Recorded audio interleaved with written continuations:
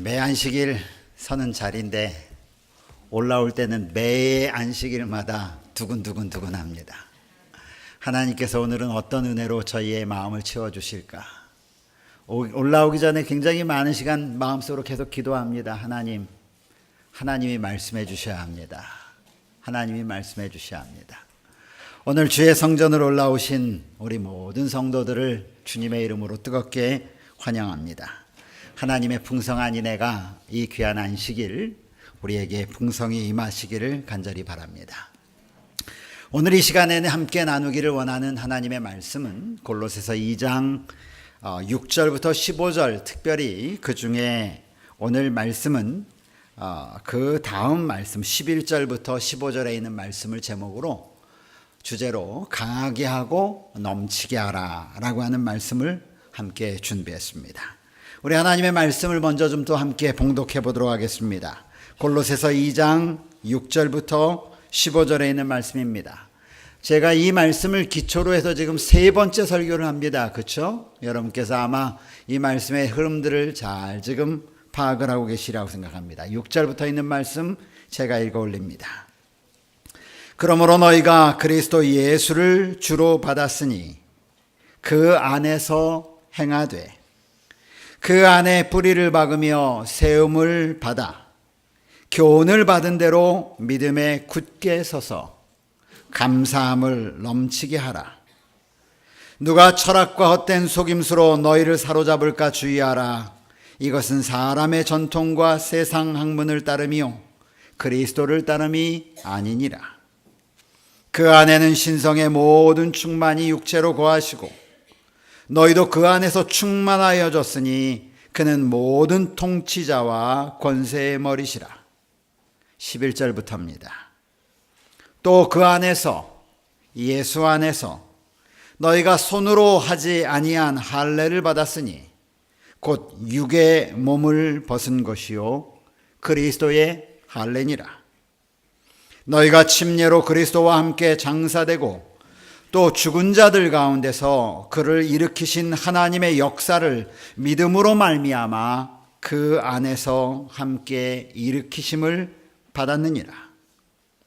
또 범죄와 육체의 무할례로 죽었던 너희를 하나님이 그와 함께 살리시고 우리의 모든 죄를 사하시고 우리를 거스리고 불리하게 하는 법조문으로 쓴 증서를 지우시고 제하여 버리사 십자가에 못 박으시고 통치자들과 권세들을 무력화하여 드러내어 구경거리로 삼으시고 십자가로 그들을 이기셨느니라. 아멘. 오늘 어린이들이 나와서 어린이 설교를 듣고 있는데 여러분 아이들이 대답하는 거 잘 들으셨습니까? 네. 이 아이들이 영어를 어떻게 알아들을까 생각을 했는데 지금 영어로 설교한 지가 이제 1년이 다가옵니다. 못 알아듣는 것 같은데 다 알아듣는다는 사실을 아셨죠, 여러분? 네. 물고기가 몇 마리야? 이렇게 했더니 2마리요. 떡이 몇 개 있었지? 5개요. 예. 어린아이들도 이렇게 듣다 보면 알게 되는 것입니다. 그런데 우리는 어려서부터 어떤 분들은 상당히 오래 그리스도의 복음을 들어왔습니다. 그리고 성경을 배워왔습니다. 전혀 여러분들이 성경의 복음을 모른다라고 생각지 않습니다. 다 알고 계시죠? 그런데 문제는 여기가 아니라 여기입니다. 이곳으로 하셔야 합니다. 이곳으로 알 때만 변화가 생겨납니다. 하나님은 너희가 성경을 얼마나 아느냐가 아니라 너희가 얼마나 그 말씀 가운데 따라서 그리스도와 함께 살아가기를 원하는 자이냐를 물으시는 것입니다. 그래서 여러분 오늘 우리가 아는 머리로 그리스도를 아는 것이 아니라 오늘 거룩한 하나님의 말씀을 통하여 여러분의 심령에 하나님의 말씀으로 평강과 기쁨과 감사함이 넘치는 그런 예배의 시간이 되기를 간절히 바랍니다. 지난 시간에 우리는 8절로 10절에 있는 말씀을 함께 살펴봤습니다. 그 말씀을 함께 나누면서 6절과 7절 가운데 기록되어 있는 말씀 중에 예수님 안에서 행하는 것이 무엇인가? 6절과 7절에는 그러므로 너희가 그리스도 예수를 주로 받았으면 그 안에서 행해라 라고 하는 말씀을 해놓으시면서 예수님 안에서 행하는 삶이 무엇인지를 우리는 8절부터 있는 말씀을 통해서 보았습니다. 예수님 안에서 행하는 삶은 세상의 삶의 원칙을 따라 사는 것이 아니라고 이야기했습니다. 철학을 따라 사는 것이 아니라고 이야기했죠. 예수님 안에서 행하는 삶은 그리스도를 따라 사는 삶입니다. 예수 그리스도의 말씀의 그 원칙들이 우리의 삶을 주관하는 삶입니다. 예수 그리스도의 말씀의 원칙이 나의 삶 속에 밀고 들어와서 나도 모르는 사이에 그 하나님의 말씀이 나를 움직여가는 삶을 사는 것입니다. 나도 모르는 사이에 하나님의 말씀 속에 살다 보니까 그리스도의 정신이 좋아졌고 그리스도의 사상이 내 마음 가운데 있을 때 기쁨이 넘치고 하나님의 말씀 가운데 하나님의 백성들과 함께하는 것이 너무너무 좋고 행복하기 때문에 견딜 수 없어서 그런 사람을 하나님은 하나님과 영원히 함께하기 위하여 하늘에 데려가는 것이죠. 그것이 그리스도와 함께하는 삶입니다. 두 번째, 그 안에 뿌리를 내리고 그 안에서 세움을 받으라는 말씀을 우리는 읽었습니다. 성경은 우리에게 말씀하시길 그 안에 뿌리를 내려야 하는 이유에 대하여 그분 안에 신성의 충만함이 거한다라고 하는 말씀을 통해서 지난 안식일 우리는 말씀을 나누었습니다. 오늘은 세 번째입니다. 교훈을 받은 대로 믿음에 굳게 서서 그리고 감사함을 넘치게 하라. 이 두 말씀을 오늘은 함께 살펴보려고 합니다. 교훈을 받은 대로 믿음에 굳게 서라. 사실 이 말씀을 조금 더 쉽게 원래 사도 바울이 말했던 원어적인 의미로 여러분에게 풀어서 말씀드린다면 여지껏 너희가 가르침을 받은 대로 너희 믿음을 강하게 하라 라고 하는 말입니다.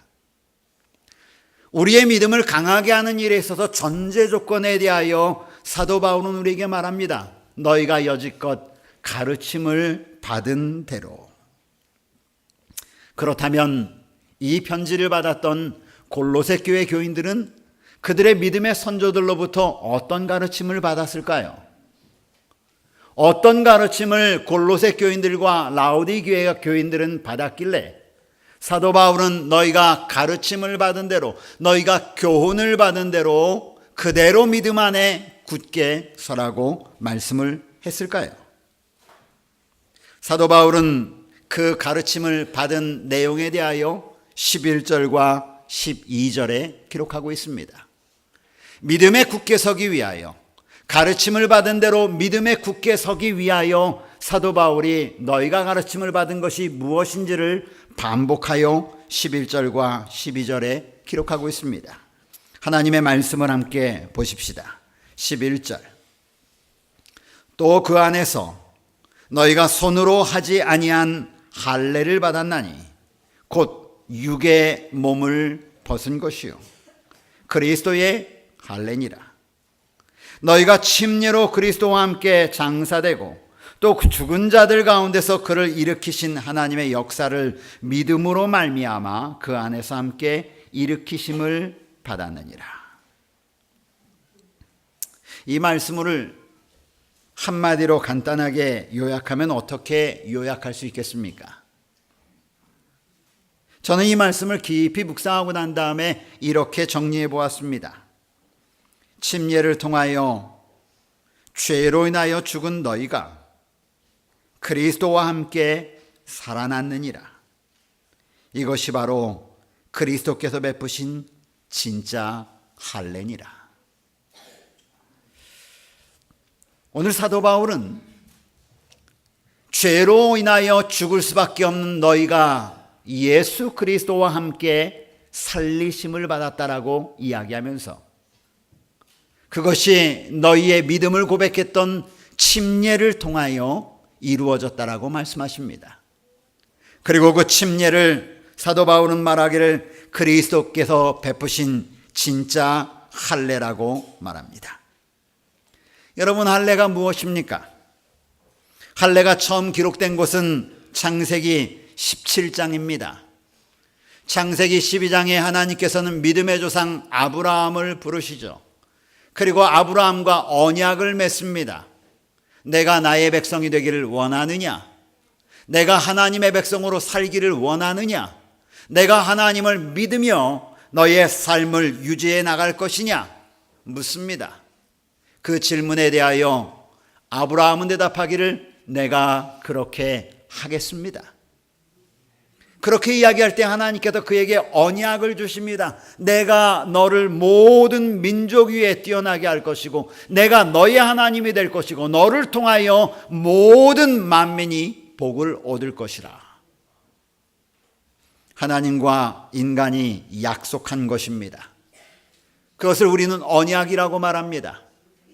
이 하나님과 인간이 맺은 이 약속 곧 언약의 표로 하나님께서 그 언약의 표를 인간의 몸에 아로 새기는 예식을 요청합니다. 그 예식이 우리는 할례라고 라는 것을 잘 압니다. 창세기 17장 10절은 말하기를 너희 중에 남자는 다 할례를 받으라. 이것이 나와 너희와 너희 후손의 사이에 지킬 언약이니라. 할례는 아브라함과 하나님이 맺은 약속을 몸에 기록하기 위하여 하나님께서 택하신 방법이었습니다.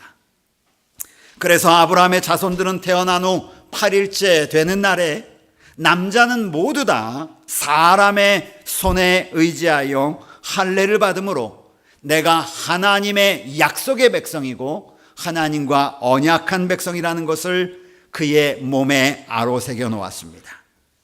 그러나 그 후에 하나님의 백성의 언약의 표인 할례는 형식적인 모습으로 변해버렸습니다. 하나님의 뜻을 따르기로 약속했던 이스라엘 백성들이 오랫동안 하나님을 섬기겠노라고 약속을 하면서도 그들은 시시때때로 하나님을 섬기는 일을 그들은 거절합니다. 결국 이스라엘 백성들은 하나님을 섬기는지 마는지에 대한 마지막 심판대 앞에 놓였습니다. 그것은 가데스 바네아라고 하는 곳에서 모세를 통하여 이끌음을 받았던 이스라엘 백성들이 가나안 접경, 지금으로 말하면 가나안과 이스라엘 백성과 팔레스틴, 지금 사람들은 팔레스틴 이야기하는데 팔레스틴이라고 하는 말은 성경에서는 블레셋입니다.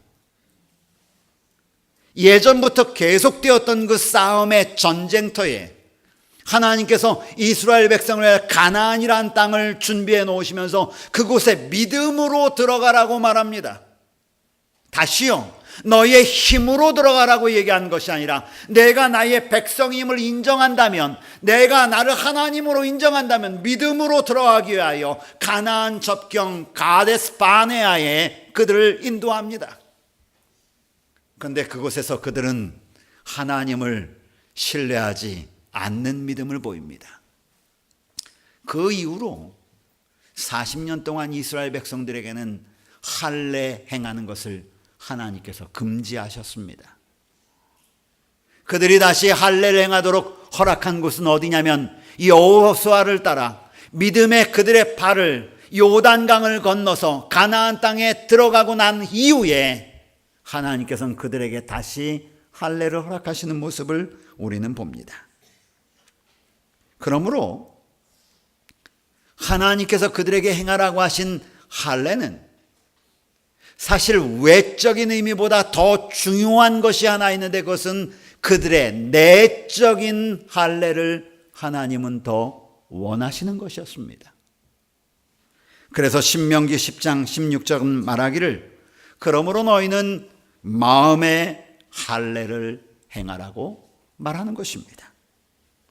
할례는 인간의 손을 빌어 인간의 몸에 행하는 예식이었지만 사실은 인간의 몸에 행하는 외적인 예식보다 더 중요한 것이 있었다면 그것은 인간의 마음에 행해지는 영적인 할례 예식이 더 중요한 것이었습니다.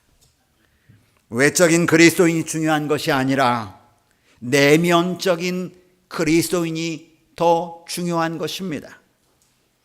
외적으로 성경을 들고 하나님의 성전에 나오는 그리스도인이 중요한 것이 아니라 그들이 들은 이 성경이 그들의 심령 가운데 뿌리 박히고 내려져서 그들의 삶이 그들의 마음 가운데 기록된 말씀을 따라 순종하며 살아가는 그리스도인이 더 중요한 것이죠. 그런데 오늘 사도 바울은 우리에게 우리의 믿음을 강하게 할 내용에 대해 말씀하면서 너희는 인간의 손으로 하지 아니한 할례를 받은 것을 아느냐라고 질문을 합니다. 어떻게 가르침을 받은 대로, 어떻게 교훈을 받은 대로 믿음에 굳게 서라고 이야기하는가라고 하는 사실을 이야기하면서 사도 바울은 너희는 사람의 손으로 하지 아니한 할례를 받은 것을 아느냐?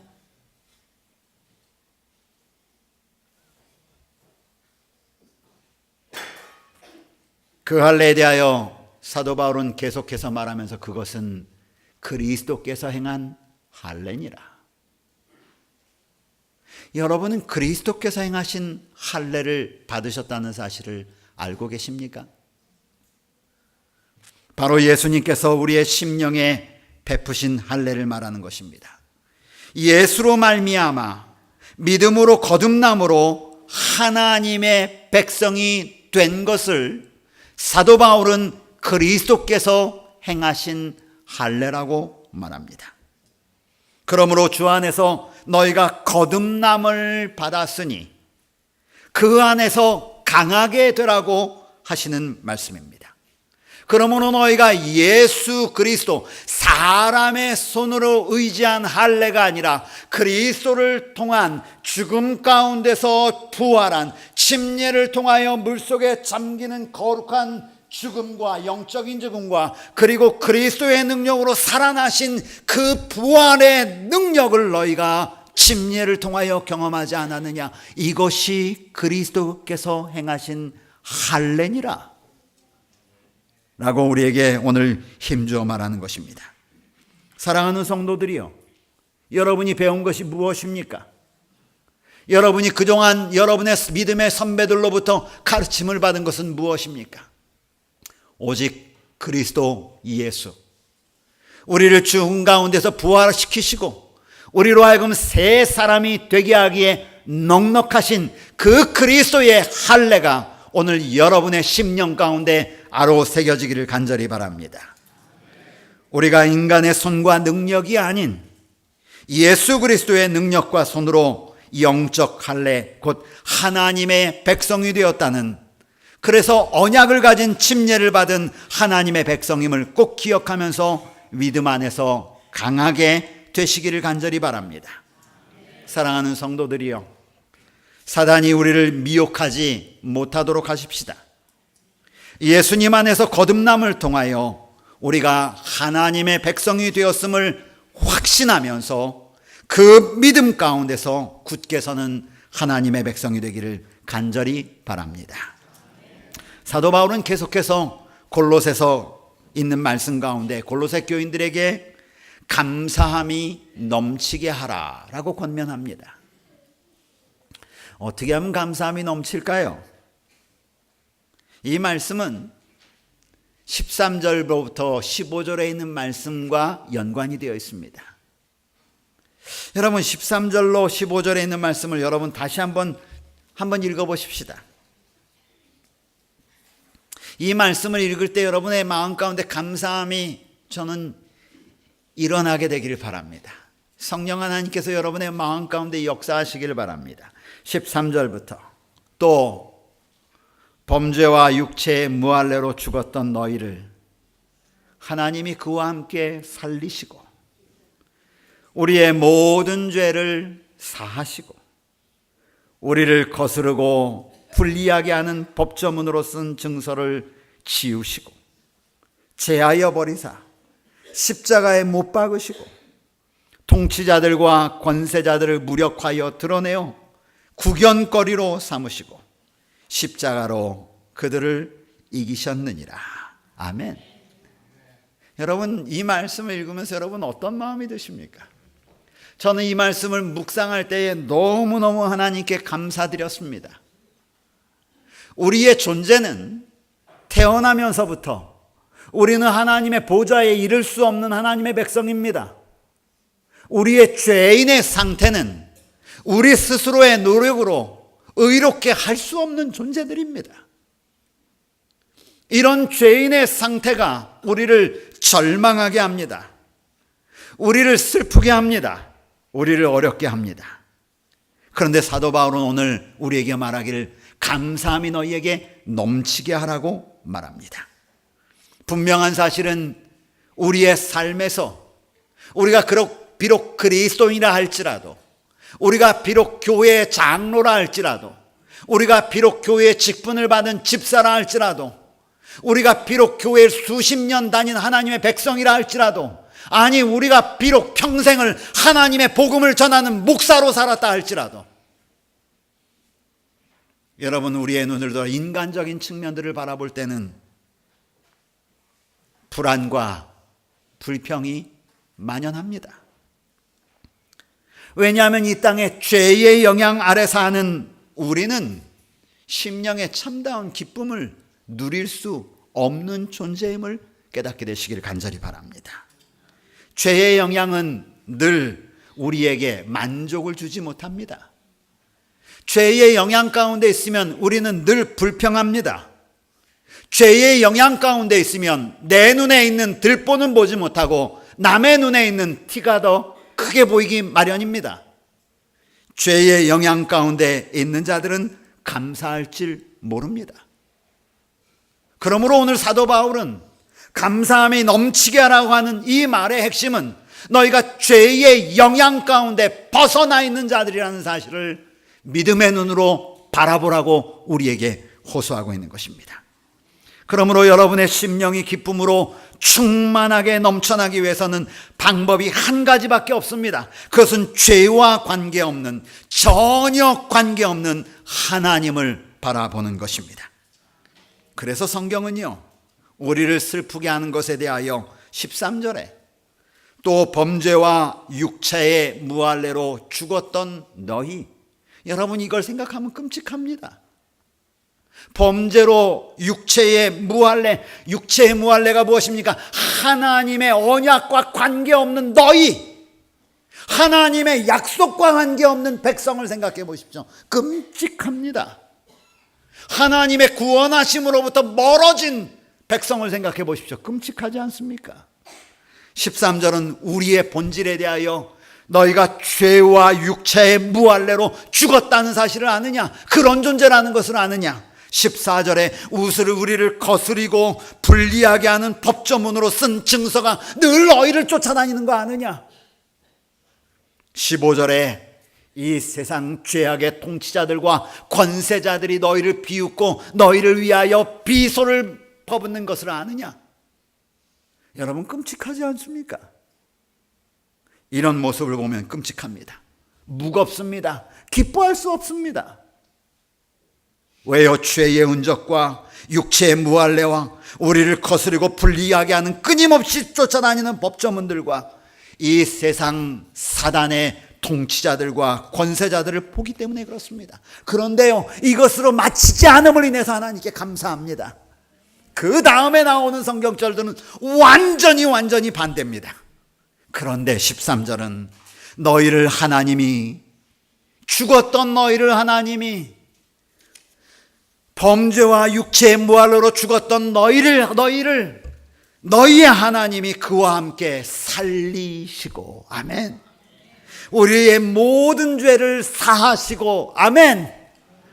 계속 반복합니다. 증서를, 그 우리를 괴롭히던 증서를 지우시고 제하여 버리사 십자가에 못 박으셨다. 아멘.